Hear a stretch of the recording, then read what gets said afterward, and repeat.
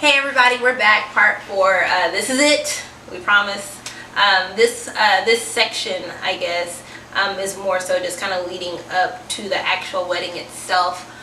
Some stuff that we still didn't do right, and we literally, that was an immediate reap of what was sown for that. It really, not necessarily threw us through a loop as much as it was the accountability that we weren't expecting that did not waver. Right. So I think for me, so once I proposed, so we had set a date for about a year out from the day I proposed. So during that process, we picking dates, we're planning. So I'm like, cool, I got a year to really get ready to be married. You know what I mean? So ultimately, I was doing the right thing, but I wasn't doing everything I needed to be the husband that God called me to be. Yeah. So I still out partying, still out kicking it with my boys. I ain't married. Now, granted though, not as much as he used to. I will give him that. Right. But he was still. I was still doing it. So, so during that time is whenever I'm like, okay, and that happened. That's when the whole night that we all kind of fell out was during that time when we went out and I was out and I got some girl. I danced with some girl. And that night. Yeah, and a big old ordeal went down because I was out, I was engaged. Me and Caleb, we're kind of, how the engagement process is like we're kind of getting into it. And I'm like, what, I can do me. I'm not married, so I can still kind of do me. So I was out, I'm always dressed to impress. So I was getting attention, and one of my homeboys was like, man, Marcus, chill out, chill out, chill out. I'm like, nah, man, I'm just having a good time. I ain't doing nothing, but not thinking about. I understand where he's coming from now, because he's like, dude, you have your wife is at home, your son is at home, and he thought everything I went through to get to where I was at, and he didn't want me to lose that. So I commend him for stepping up and not letting me fall. I had a lot of men around me not letting me fall. The relationship is not where it used to be in that relationship, but looking back now, it's like I'm grateful for those men around me who held me up. I would call my boy Donnie all the time, like, that's your wife, bro. Like, no, you're not finna do this. You're not finna do. No matter what y'all going through during this engagement process, I'm not finna let you mess this up. I feel like that's another trial too, because you're in that in between phase. It's like, well, I ain't actually married yet, but you are, because you already made that commitment. So you kind of gotta you still, if you want out, you can, right. But if you've made up your mind, there's no point in you waiting to act a certain way if you already know in the end that this is what you want. I think that weighed heavy on me. So during that process, when we spoke to our pastor at the time, he said before we spoke to him, we weren't living together, so it wasn't an issue. So we were planning the wedding through our church. So he was like, we need to set up marriage counseling for you guys. But he came to find out we were living together, because once me and Kelly got engaged. That month later, we moved in, because it was an excuse, but it was easier. Zay wouldn't have to go from house to house, and it'd be so much easier for us. But ultimately, when you look back at it, it was an excuse. It was. Because if we were supposed to do it the right way, we shouldn't have been having sex before marriage. She should have stayed in her house. You know what I mean? We should have did it the right way, and we had to reap that, because that's all these issues that we went through during the process.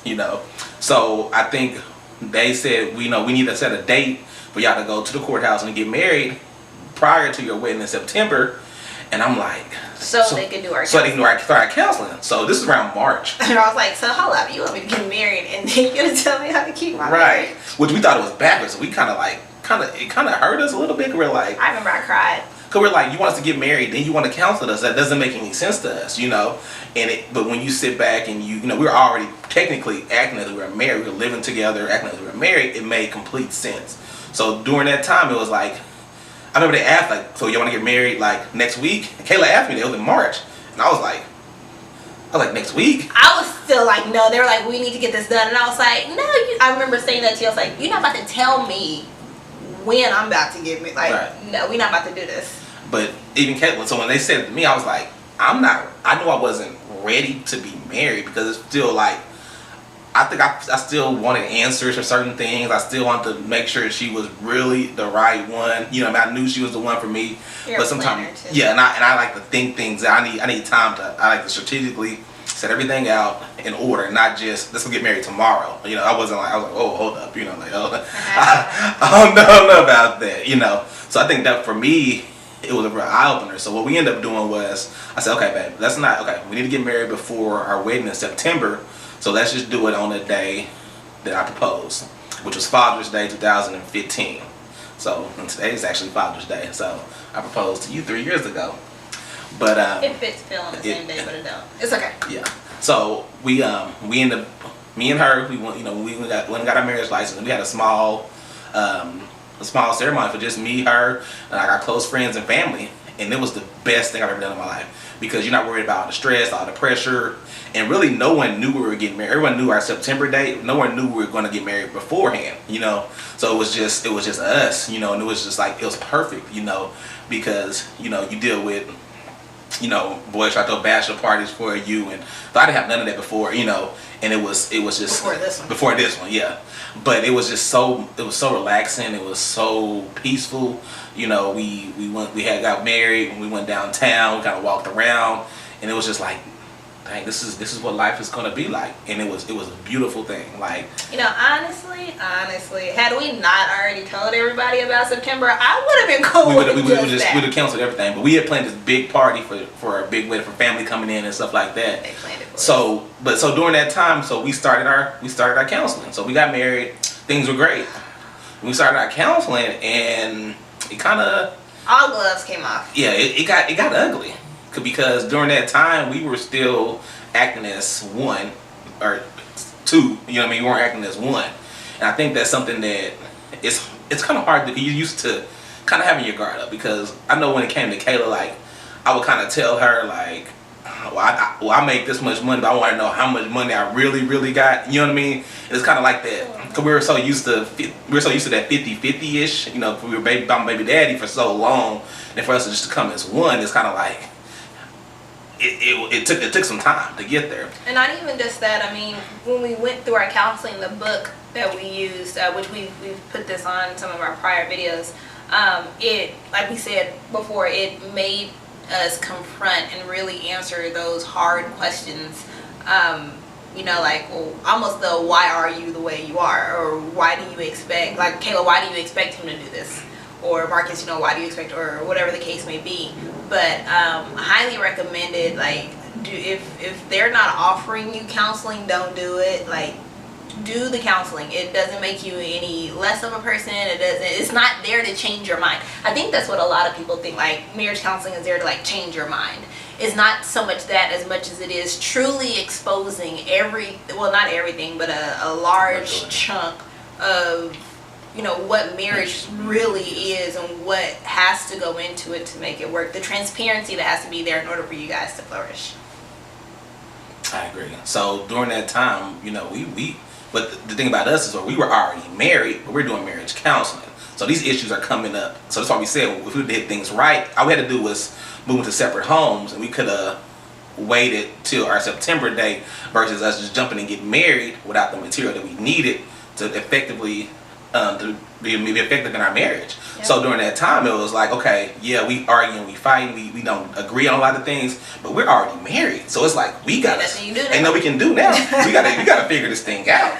See, if we weren't married, we'd be like, man, okay, maybe she ain't really the one for me, because if she don't want to go to church, or maybe she ain't the one for me because she, just certain things that you can kind of figure out during counseling that helps you understand, like, what marriage is going to be like and what you can expect and how you're going to react to those. So I think that's why that was our we reaped when we made an excuse on why we were going to stay in the same household versus going our separate going to separate houses and then coming in together but one when we got married. Like prepping ourselves as an individual before we came together. So even if that even led into like our wedding planning, we're arguing and fighting over the wedding planning, and I'm just color everything. I'm just like, you know what? I don't even want to do this wedding. Like, let's just cancel it all. We talked about canceling it all. We was already married. We was already married. Like, you know what? It's just a show. That's why I say people don't spend all this money and all this time on this wedding. Whenever, like, it's a day.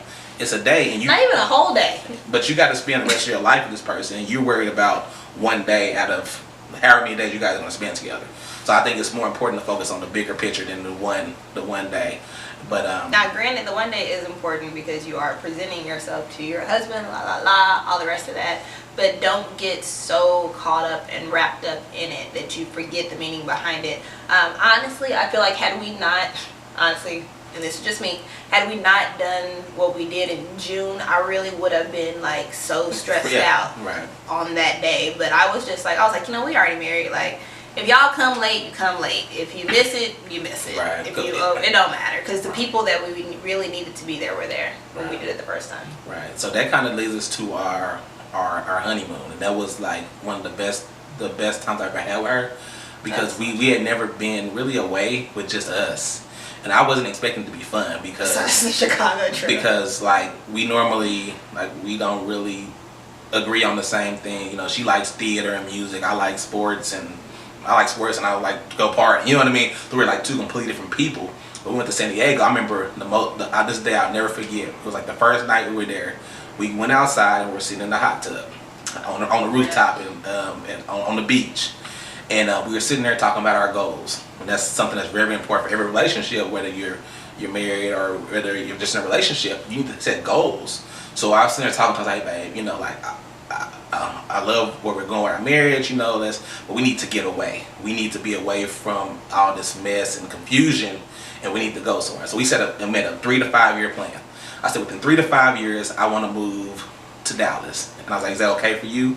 She said, that sounds good. Like that sounds good to me. And we also want to build a house. We had written out all these plans together.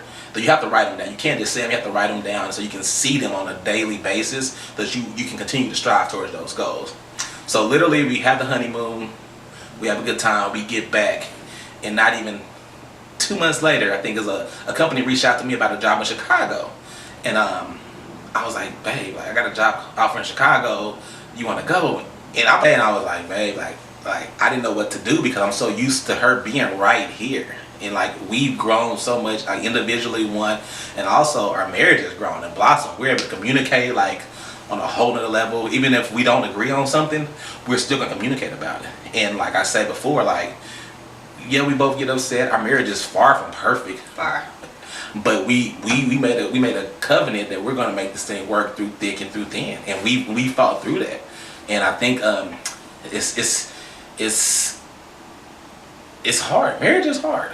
I'm not gonna sit here and lie to y'all. Marriage is hard, but it's all about what you put into it. I feel like it's as hard as you make it out to be, especially for women. Like, we have an issue to let them lead, which in turn is gonna make it harder for you. So I mean, like it's a sacrifice in itself, but it's depending on I want to say like your stubbornness. Like, how are you willing to sacrifice yourself for your spouse? And vice versa. They talked about it at church today, like, whether you like it or not, he is the head of your house.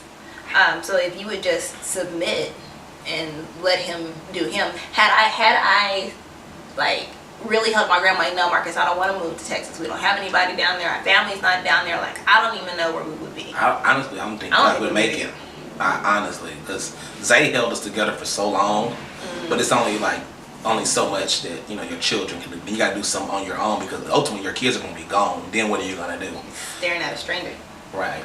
And then you have to start all over, and you don't even know the person, So that's pretty much it. That's our testimony, and that's our story. So hopefully we inspired someone to let them know that if they're going through something rough, that you can make it. It's possible. Because I never would have in a million years imagined this lady being my wife, ultimately.